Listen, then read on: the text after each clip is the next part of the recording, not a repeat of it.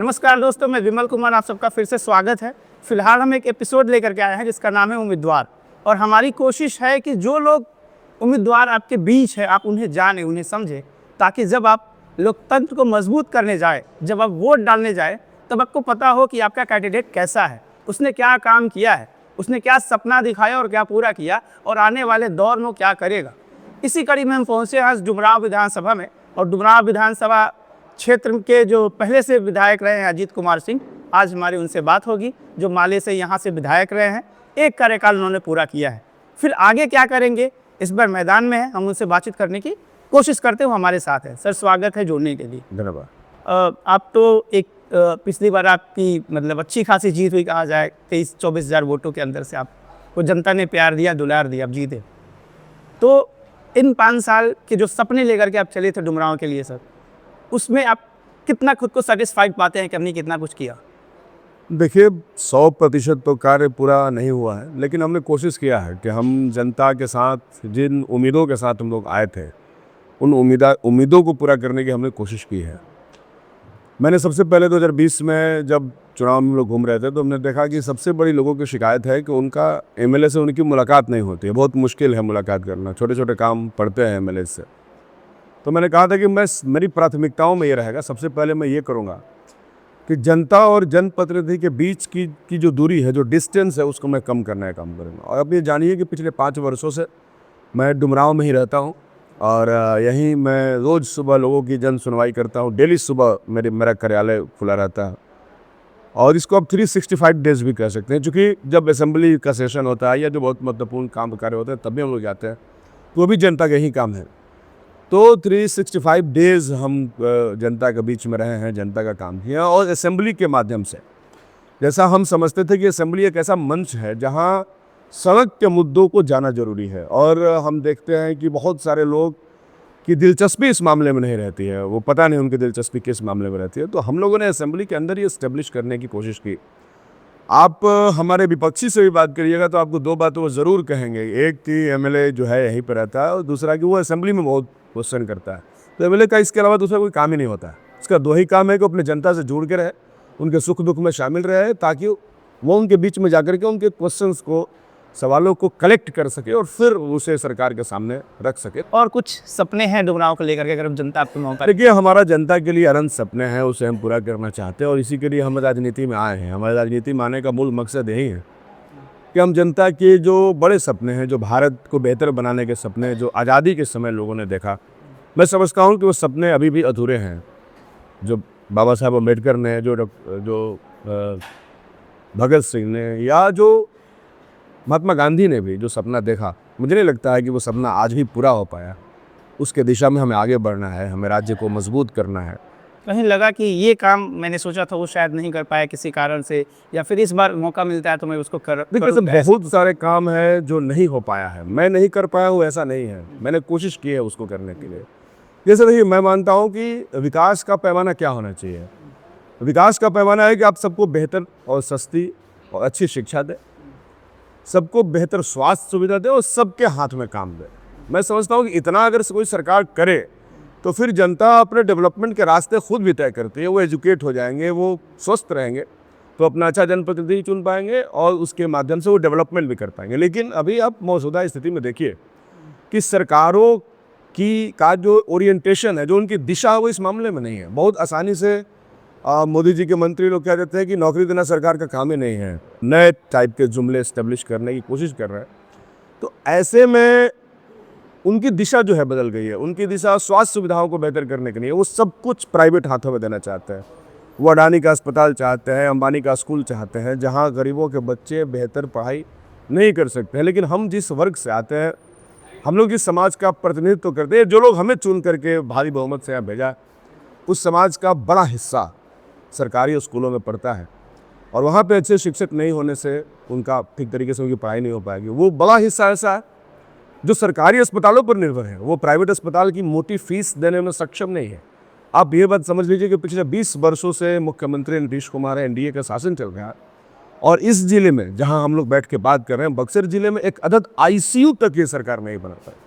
अब कोई गरीब आदमी रिक्शा चलाने वाला, ठेला चलाने वाला या खोमचा लगाने वाला या बहुत गरीब आदमी जिनके पास बहुत मोटा पैसा नहीं है, उसका पल्स रेट कम हो जाएगा तो वो कहाँ जाएगा, उसका हार्ट बीट थोड़ा सा स्लो हो जाएगा तो वो कहाँ जाएगा, उसका ब्रेन हैमरेज हो जाएगा या एक्सीडेंट हो जाएगा तो कहाँ जाएगा। ऐसे लोगों का जीवन बहुत चैलेंजिंग है, वो भगवान भरोसे है। अस्पतालों को ठीक करने की जिम्मेदारी तो आपकी भी तो थी। अस्पतालों को ठीक करने की जिम्मेदारी हमारी है और हमने किया। हम अस्पतालों में हमने विजिट किया, हम विजिट करते हैं, लेकिन अगर आपके पास संसाधन नहीं रहेंगे तो आप तो डॉक्टर नहीं, इंजेक्शन नहीं लगा सकते, आप तो हार्ट बीट नहीं चेक कर सकते। आप कोशिश कर सकते हैं, आप क्वेश्चन उठा सकते हैं। मैंने भी असेंबली में क्वेश्चन किया, आपने देखा भी होगा कि अस्पताल में ICU क्यों नहीं है और ये सब नहीं है, और इसको उठा करके हमने एक बड़ी उपलब्धि हासिल की है। हमारा इलाका जो है डुमरांव, वो पटना से भी 150 किलोमीटर दूर पड़ता है और बनारस से भी, और दोनों जगह जाने में बीच में लोग दम तोड़ देते हैं। इसीलिए हमने अस्पताल की मांग बहुत पुरजोर तरीके से उठाई थी, और जब हमारी सरकार बनी थी, महागठबंधन की सरकार बनी थी, तो उस समय वो सैंक्शन हुआ हमारे प्रयास से। हमारी सरकार भी थी तो हमको काम करने में थोड़ी सी आसानी ज़रूर हुई,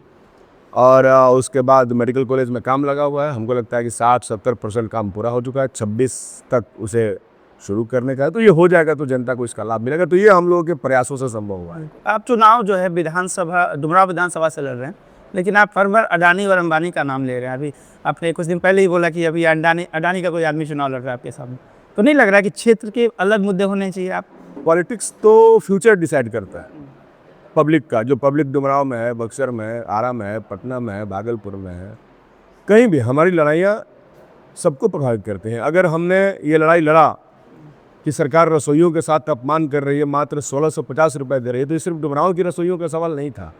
अगर हम लोग लड़ रहे हैं कि पलायन खत्म करके सभी बच्चों को वापस राज्य में लाना है, तो ये लड़ाई सिर्फ डुमरांव की लड़ाई नहीं है। अगर हम लड़ रहे हैं कि स्वास्थ्य सुविधाएं बेहतर होनी चाहिए, तो ये भी लड़ाई सिर्फ डुमरांव की नहीं है। अगर हम बेहतर एजुकेशन देना चाहते हैं तो ये डुमरांव की भी लड़ाई है, क्योंकि डुमरांव के बच्चों को भी चाहिए, यहाँ के किसानों को भी पानी चाहिए और बिहार भर को चाहिए।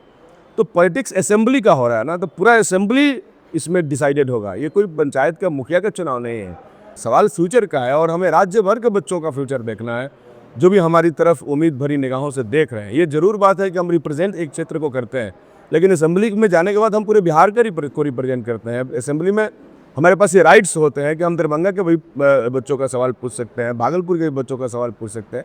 इसलिए पॉलिटिक्स में सारी चीज़ें होगी। अगर अडानी बिहार आ सकता है, अगर अडानी भागलपुर आ सकता है, अगर अडानी पीरपैंती आ सकता है और 1000 एकड़ ज़मीन 1 रुपये में ले सकता है, उस राज्य में जहाँ की सरकार गरीबों को ज़मीन नहीं देती, वो कहती है कि भाई तुम माले वाले हैं, रोज़ ज़मीन मांगते हैं, कहाँ से ज़मीन है। उस राज्य में जहाँ सरकार कहती है कि हमारे पास ज़मीन ही नहीं है देने के लिए, उस राज्य में 1 रुपये में 1000 एकड़ ज़मीन दे दिया गया, तो डेफिनेटली बिहार के राजनीति का इशू तो अडानी होना ही चाहिए।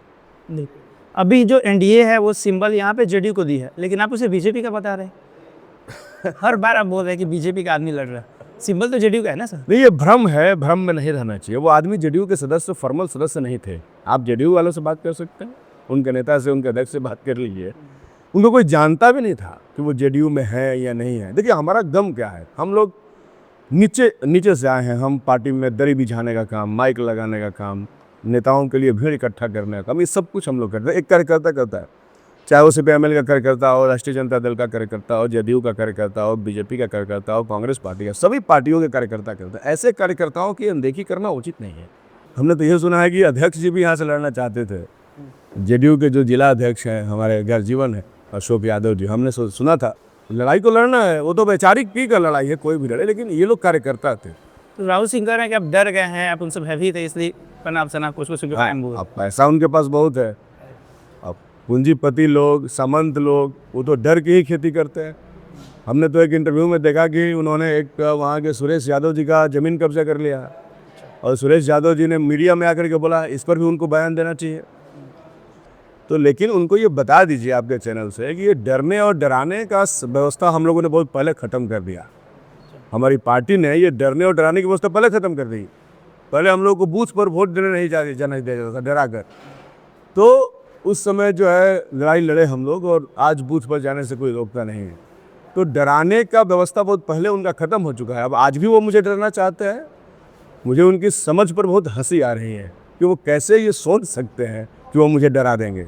व्यवस्था कितनी आगे निकल चुकी है, हमारे लोग कितने सशक्त और मजबूत हो चुके हैं, ऐसे में वो मुझे कैसे डरा सकते हैं?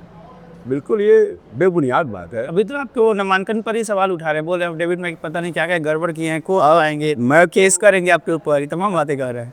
वो कर सकते हैं, केस करना उनका राइट है। हम लोगों के ऊपर तो ऐसे भी लोग केस करते रहते हैं, इसलिए केस करें। दरअसल वो वकील हैं, लेकिन हमको लगता है कि पता नहीं, लॉ की पढ़ाई मैंने भी की है, हालांकि मैं प्रैक्टिस में नहीं हूँ।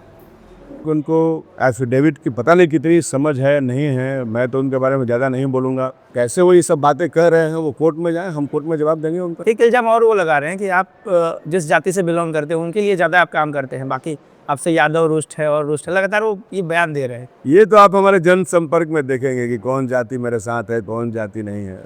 जाति देख करके हम काम नहीं करते। हमारे कार्यालय में लोग आते हैं जब सुबह सुबह, तो आप देखिएगा कि लाइन लगा रहता है। हमने आज तक किसी की जाति पूछने का काम नहीं किया। उनको तो ये भी नहीं मालूम है कि 20 साल में एनडीए ने यहाँ पर क्या किया, तो इसलिए उनको मुद्दों की बहुत विशेष समझ नहीं है, इसलिए मुद्दे पर वो बात नहीं कर रहे हैं। उनको मुद्दे पर बात करना चाहिए। वो मुद्दे की चुनाव को जाति आधारित बनाना चाहते हैं। वो चाहते हैं कि चुनाव को जाति पर ला करके सेंटर किया जाए। अरे भाई, आज जनता उससे बहुत आगे निकल चुकी है। आज उसको रोजगार देने वाला चाहिए, आज उसको बेहतर शिक्षा देने वाला चाहिए, आज उसको बेहतर चिकित्सा की सुविधा देने वाला आदमी चाहिए। ये जाति पाति के चक्कर में क्यों फंसाना चाहता है? समाज जो है पूरी तरीके से भाजपा के खिलाफ। अब जानते हैं कि भाजपा संविधान को बदल देना चाहती है, और यही संविधान है जो बहुजनों को शक्ति देता है। एक वोट का राइट बाबा साहब ने दिया, तो ये इतना बड़ा अधिकार है जिससे हम अपनी सत्ता, अपनी सरकार चुनते हैं, हम अपने लोगों को रिप्रेजेंट करने के लिए भेजते हैं। इसलिए बहुजन समाज इस दौर में किसी भी झांसे में नहीं आने वाला है।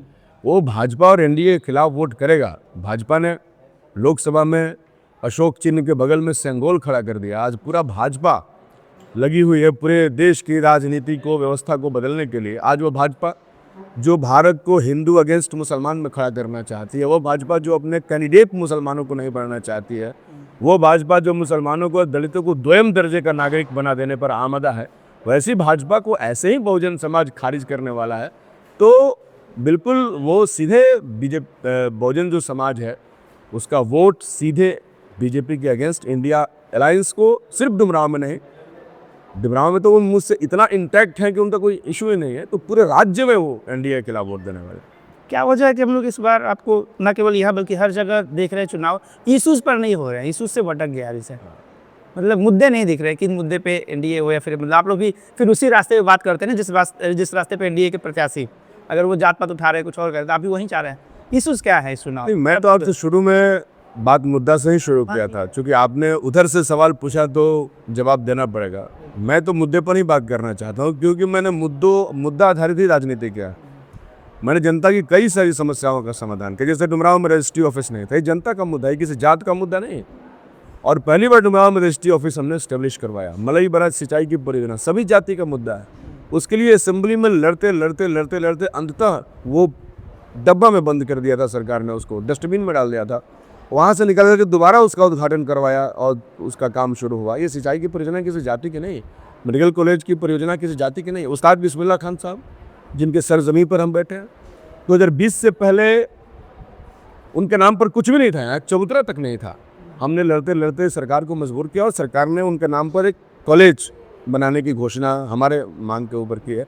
वो भी किसी जाति के नहीं है, वो तो देश और दुनिया भर के है। नहीं, हम इसलिए रेलवे ओवर ब्रिज हमने सेंक्शन कराया, हमने बाईपास सेंक्शन कराया, तो ये सब जाति का मुद्दा कहाँ है? इसलिए कह रहे हैं कि अभी एक और हमने इंटरव्यू में देखा कि वो कह रहे हैं कि पूरे चुनाव में विधायक लाल शर्ट नहीं पहन सकते। नहीं लग रहा है कि शर्ट पे, कमीज पे, बटन पे, रंग पे बात होने लगा है? इसलिए मैं कह रहा हूँ कि उसकी बात। लाल जो है हिंदू समाज का बहुत ही शुभ रंग है।